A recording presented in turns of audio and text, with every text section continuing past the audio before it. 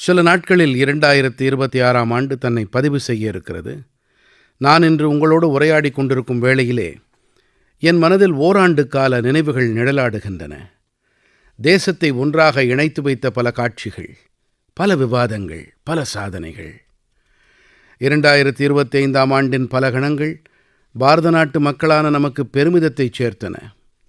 தேசத்தின் பாதுகாப்பு தொடங்கி விளையாட்டு மைதானம் வரை, அறிவியலின் பரிசோதனைக் கூடங்கள் தொடங்கி உலகின் பெரும் மேடைகள் வரை, பாரதம் அனைத்து இடங்களிலும் தனது வலுவான முத்திரையை பதித்தது.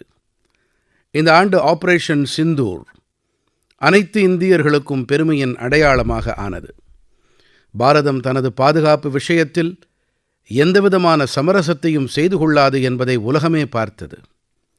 ஆபரேஷன் சிந்தூரின் போது தேசத்தின் அனைத்து இடங்களிலிருந்தும் பாரத அன்னையிடம் அன்பு மற்றும் அர்ப்பணிப்பு உணர்வின் காட்சிகள் காணக் கிடைத்தன. மக்கள் எல்லோரும் அவரவருக்கு உரித்தான வகையிலே தங்களுடைய உணர்வை வெளிப்படுத்தினார்கள். நண்பர்களே, வந்தே மாதரத்திற்கு 150 ஆண்டுகள் நிறைவான வேளையிலும் கூட இதே உணர்வு மேலோங்கியது. வந்தே மாதரம் 150 என்பதில் உங்கள் ஆலோசனைகளையும் செய்திகளையும் அனுப்பித்தாருங்கள் என்று உங்களிடம் வேண்டிக் கொண்டேன். நாட்டு மக்கள் இந்த இயக்கத்தில் மிகுந்த ஆர்வத்தோடு பங்கெடுத்துக் கொண்டார்கள்.